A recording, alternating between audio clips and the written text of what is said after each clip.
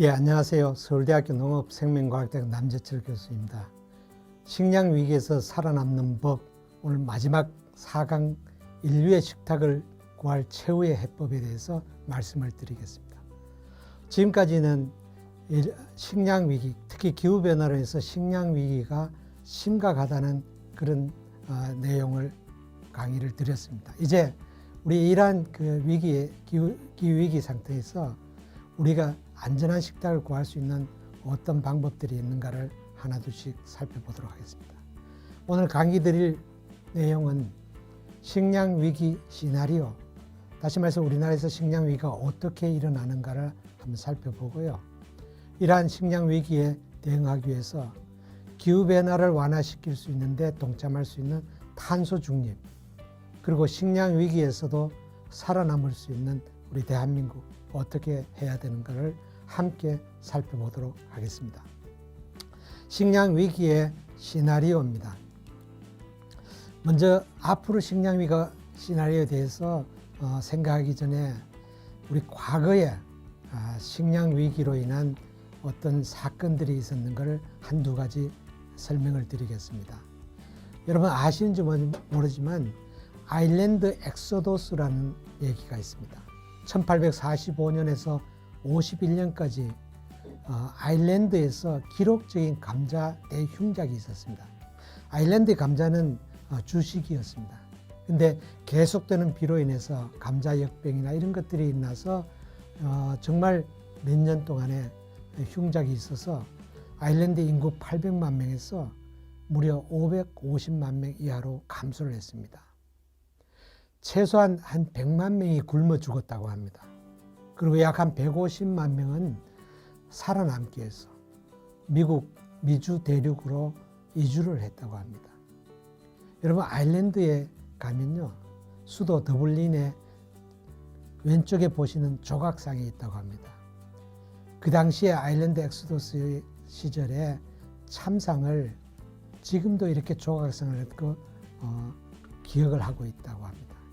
그리고 미국으로 이주갈 때의 그 모습, 가족을 떠나서 가족과 헤어지면서 이렇게 미국으로 이주를 갔습니다.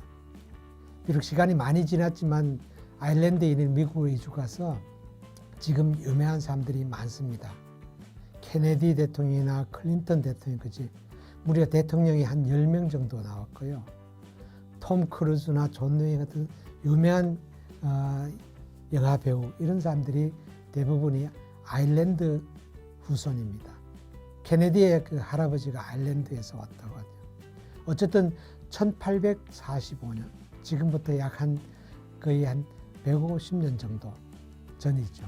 이때 아일랜드에 기후이변으로 인한 대흉작에 있어 거의 엑소더스와 같은 그런 심각한 기후위기, 식량위기를 가졌던 모습입니다. 아일랜드뿐만 아니라 우리나라도 이런 시절이 있었습니다. 조선 후기죠. 경신대기근이라고 있습니다. 이것은 1670년 경술년 현종 11년입니다. 1671년 신해연, 이 두 해를 가지고 경신해라고 그러죠. 경신해의 대기근이었습니다. 17세기에 소빙하기가 전 세계적으로 있었습니다. 이런 소빙하기는 이상기후, 또 가뭄이나 저온, 일기불수 이런 것들이 농사를 거의 지을 수 없는 흉작을 가져오고 해충, den설이 이런 것들이 있어 거의 이 당시에 100만 명 정도가 굶어 죽었다고 합니다.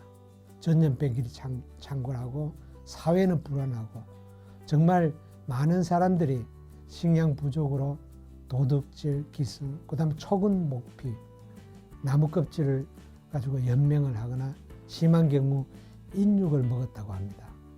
조선시대 때 후기 이 현종 때 우리 국사편찬위원회 자료에 의하면 인구가 약 한 670만 명 정도 됐다고 합니다.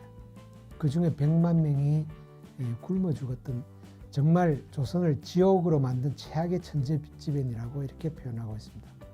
최근에 여러분들 그 드라마 킹덤 보셨죠?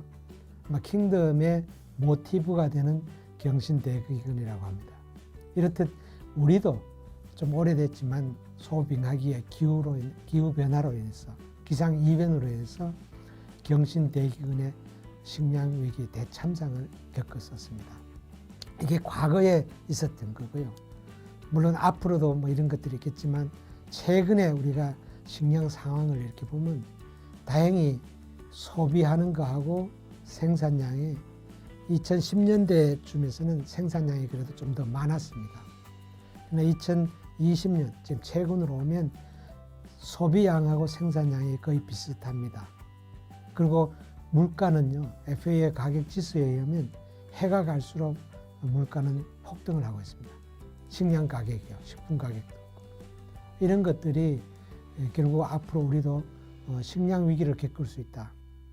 여러분, 전 세계에서 식량 생산량은요, 1년에 약 한 27억 4천만 톤 생산된다고 합니다. 우리나라가 식량을 소비하는 것은 약 한 2,100만 톤 그렇게 쓰는 거죠. 이렇게 27억 톤이 정상적으로 생산되고 또 그게 잘 분배되면 큰 문제가 없이 소비량하고 그다음에 생산량은 같습니다. 근데 분배 과정에서 문제들이 있고 여러 가지 문제들이 있어서 결국 기아로 허덕인 사람들, 그다음에 굶어 죽은 사람들이 전 세계적으로는 있습니다. 그래서 식량 문제는 전쟁 수준의 식량 전쟁에 가깝게 됩니다.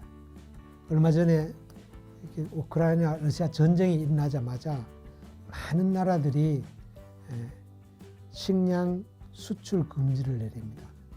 물론 저런 온두라스나 오마니아, 수단, 카자흐스탄 이런 나라들은 식량 주요 수출국은 아닙니다. 근데 왜 이런 국가들이 수출 금지를 하냐면요, 국제 곡물 가격이 폭등을 하면 그 나라에 있는 곡물 사용들이 국내 시장에 팔지 않고 수출을 하려고 합니다. 돈을 더 많이 벌 수 있으니까. 그래서 정부에서는 수출 금지를 합니다. 내수를 안정시키기 위해서. 이런 일들이 많은 나라에서 있습니다. 물론 러시아, 우크라이나는 전쟁으로 인해서 수출 제한이 나죠. 이런 문제들이 식량 문제가 전쟁 수준까지 발발하고 결국은 이것이 기후변화에서 출발하는 것도 많습니다.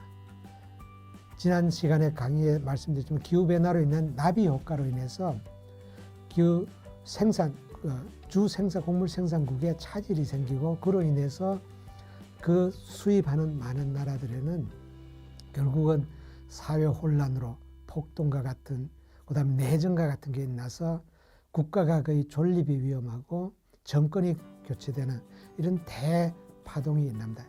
거의 식량 위기가 전쟁 수준까지 가는 나라들이 많이 있습니다.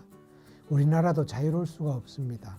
왜냐하면 우리가 식량 자급률도 낮고 식량을 대부분 외국에 의존되고 있기 때문에 우리가 수입하는 그런 나라들의 식량 파동이 생기면 바로 그 영향을 우리가 보기 때문에 우리나라는 식량 안보 지수도 낮고 해서 굉장히 걱정되는 그런 나라입니다.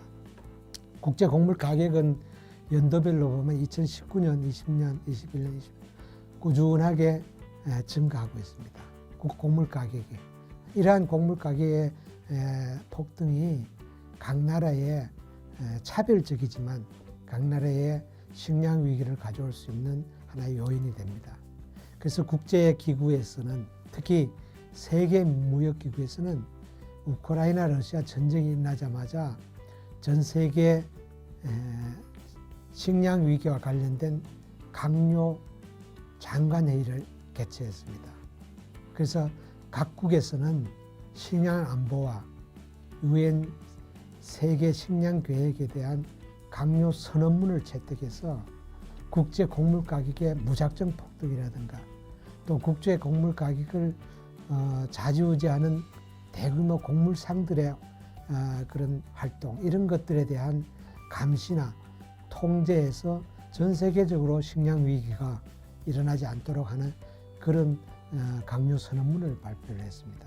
특히 우크라이나, 러시아는요, 밀이나 옥수수 이런 것들의 수출량이 전 세계에서 상당한 퍼센트를 차지하는 나라입니다. 이런 나라들이 수출이 막히니까 국제 밀 가격, 옥수수 가격이 폭등을 하면서 많은 개발도상국에서 식량 위기를 겪게 되니까 그러한 문제들을 유엔이 나서서 이렇게 조정하는 일들을 최근에 개최했습니다.